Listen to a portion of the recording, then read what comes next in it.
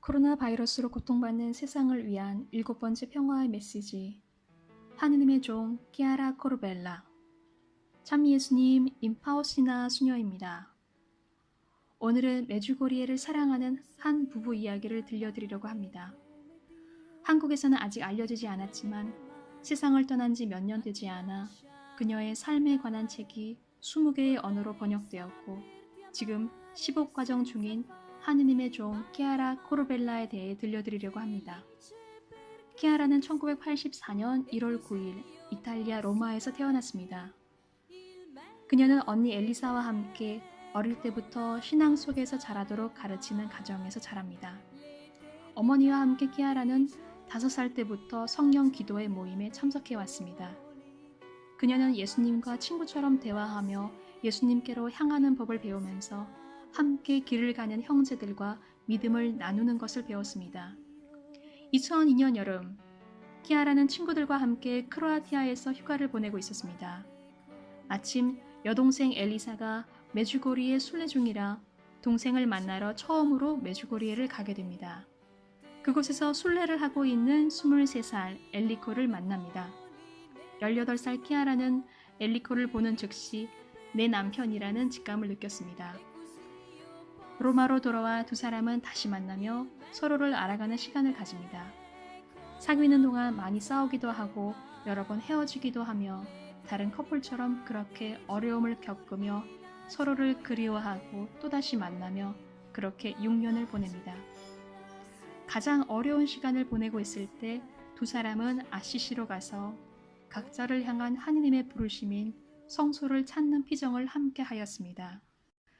그 피정을 통해 다시 주님을 믿을 수 있는 힘을 찾았고 키아라와 엘리코를 함께 동반해 주실 영적인 아버지를 만나 그분의 도움을 받으며 그분을 따르기 시작했습니다. 각자의 두려움을 극복한 키아라와 엘리코는 2008년 아시시에서 결혼했습니다. 신혼여행을 마치고 돌아온 키아라는 자신이 임신했다는 사실을 알게 됩니다. 임신 23번째 주째, 키아라는 남편의 치아 수술로 혼자서 초음파 검사를 하러 가게 됩니다. 그러나 초음파 검사는 태아의 심각한 기형을 보여줍니다. 하느님이 주신 첫 딸은 연골 무발생증이라는 진단을 받습니다. 머리에 두개골이 형성되지 않아 태어나더라도 살 수 있는 가능성이 없는 아기였습니다. 키아라는 충격과 슬픔 속에 혼자 집에 돌아와 이 사실을 어떻게 남편에게 이야기할지 고민하였습니다. 그때 마침 키아라 눈앞에 성모님의 성화가 들어옵니다. 요셉과 약혼한 사이였던 마리아도 갑작스러운 임신으로 남편에게 어떻게 이 사실을 알릴까 고민하였고 파혼의 위기까지 감수해야 했던 성모님은 키아라와 똑같은 처지에 있었습니다. 키아라는 성모님께 매달려 울며 불며 기도하며 용기를 청하였습니다. 병원에서 돌아온 엘리코는 키아라에게 뱃속에 있는 태아가 아들인지 딸인지 건강한지 물어보았습니다. 키아라는 아기에게 문제가 있다며 기형아인데 연골 무발생증이라 태어나도 죽게 된다고 모두 다 이야기를 하였습니다. 그 순간 엘리코는 망설임 없이 키아라에게 이렇게 말했습니다. 하느님께서 주신 우리 딸이니까 우리가 지켜줄 수 있을 때까지만이라도 지켜주자 하며 낙태를 하지 않고 아기가 태어날 때까지 뱃속에서 자라도록 또 사랑해주기로 결정했습니다. 2009년 6월 10일 자연분만으로 태어난 마리아 그라치아 레티치아는 마리아 은총 기쁨이라는 뜻을 가진 이름으로 세례를 받고 엄마 아빠 품에 안겨서 30분 후에 사망합니다. 며칠 후 아가의 장례식은 천국의 잔치처럼 아빠는 기타 연주를 하고 엄마는 바이올린 연주를 하며 아기가 영원히 살 하늘나라의 축제로 많은 사람들을 감동시킵니다. 많은 사람들이 또다시 기형아가 나올까 걱정하며 부부를 말렸지만 몇 달 후 키아라는 다시 임신을 했습니다. 두 번째 아기는 하지가 없는 심각한 골반 내장 기형 진단을 받습니다. 단순히 다리가 없는 기형이 아니라 신장과 방광이 없어서 태어난 직후 죽게 될 아이였습니다. 키아라 부부는 다시 한번 가슴을 도려내는 고통을 감수하고 낙태를 하지 않고 아기가 태어나는 순간까지 기적을 바라며 기도하며 사랑해 주기로 결정합니다. 2010년 6월 24일 아들 다윗 요한은 태어나서 세례를 받고 엄마 품에서 45분간 숨을 쉬다가 하늘나라로 떠났습니다. 키아라는 일기에 이렇게 기록했습니다. 주님께서는 우리에게 특별한 자녀인 마리아 그라치아 레티치아와 다비데 조바니를 주시기를 원하셨지만 태어날 때까지만 동행해달라고 요청하셨습니다. 우리가 그들을 품에 안고 세례를 주고 평온함과 기쁨 속에 아버지께 넘겨주도록 허락하셨습니다. 두 번의 장례식 후 키아라와 엘리코는 부모님과 친척들의 권유로 아기의 기형의 원인을 찾기 위해 유전 테스트를 하게 됩니다. 두 아이의 병리에는 전혀 연관성이 없었고 부부 역시 아무런 문제가 없다는 것이 결과로 입증되어 다시 아기를 가질 생각을 하지 말라고 말리는 친구와 친척의 압력에도 불구하고 아기를 많이 낳기를 바랬던 키아라 부부는 세 번째 임신을 하게 됩니다. 너무나 놀라운 사실은 세 번째 아기 프란치스코는 완전히 건강하다는 사실이었습니다. 임신 사실을 알게 된 지 일주일 후에 키아라는 혀에 작은 혹을 발견합니다.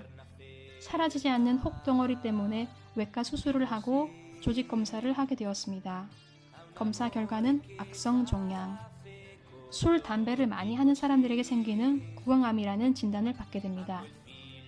산모를 살리기 위해서 아기는 낙태하라고 권하는 의사들의 판단 앞에서 키아라는 어떻게든 아기를 해치지 않기 위해 치료를 연기하기로 결정했습니다. 그 당시 감정을 이렇게 표현했습니다. 나는 뱃속에 있는 아기를 살리기 위해 무엇이든지 하는 엄마 사자처럼 의사들과 주변 사람들에 대항해서 프란치스코를 지키고 싶었다. 그렇게 키아라는 프란치스코가 태어날 때까지 기다렸다가 출산 후 항암 치료를 하기로 결정합니다. 2011년 5월 30일 프란치스코는 건강하게 태어났습니다. 출산 즉시 키아라는 서둘러 항암 치료와 방사선 요법을 시작하지만 종양은 무섭게도 림프절과 폐, 간, 그리고 오른쪽 눈까지 확장되어 결국 한쪽 눈은 시력을 상실하게 됩니다. 키아라는 마지막 한 자락의 희망을 품고 가족과 친구들과 함께 다시 한번 메주고리를 찾게 됩니다. 모르핀으로도 덜어줄 수 없는 고통 속에서 치유를 희망하며 발연산을 올라갔습니다. 키아라는 함께 온 사람들에게 목줄을 선물하며 늘 웃는 모습으로 주변 사람들을 기쁘게 해주려 하였습니다. 사랑하는 남편과 한 살 된 아이를 두고서 먼저 하늘나라로 떠나야 한다는 것이 너무 가슴이 아파서 끝까지 주님께 그 쓴 잔을 치워달라 기도하며 청하였지만 키아라는 자신의 십자가를 껴안고 언제나 충실하신 주님을 신뢰하며 그분께 한 걸음 한 걸음 이끌어 주시길 의탁하며 2012년 6월 13일 가족과 친척, 친구들에게 한 명씩 사랑한다 라고 말하고서 하늘나라로 떠났습니다. 그녀의 장례식은 2012년 6월 16일 로마 산타 프란체스카 로마나 성당에서 거행되었습니다. 장례 미사에 참석한 아고스티노 발리니 초기경께서는 키아라 코르벨라는 두 번째 잔나 베레타 몰라 성녀라고 선언합니다. 키아라 코르벨라는 하느님 아버지께 대한 온전한 신뢰 속에 우리는 태어나서 영원히 죽지 않는다는 영원한 삶에 대한 믿음, 우리의 삶은 이 세상이 끝이 아니라 지상 삶은 영원한 삶의 시작이라는 것, 엄마 뱃속에서 죽은 아이들도 태어나자마자 이 세상을 떠난 아이들도 하느님 곁에서 우리를 기다리고 있다는 믿음과 희망을 보여주었습니다. 모진 시련과 어려움 속에서도 고통과 십자가를 거부하지 않고 늘 성모님께 도움을 청하며 하느님께서 바라시는 것을 먼저 찾은 키아라의 영웅적인 덕행과 모범은 온 세상에 전해 알려져 2018년 7월 2일 하느님의 종 키아라 코르벨라의 시복 시성은 공식적으로 시작되었습니다. 어머니 뱃속에서 죽은 모든 아이들과 그 부모님들의 치유와 화해를 위해 이 묵상글을 바칩니다.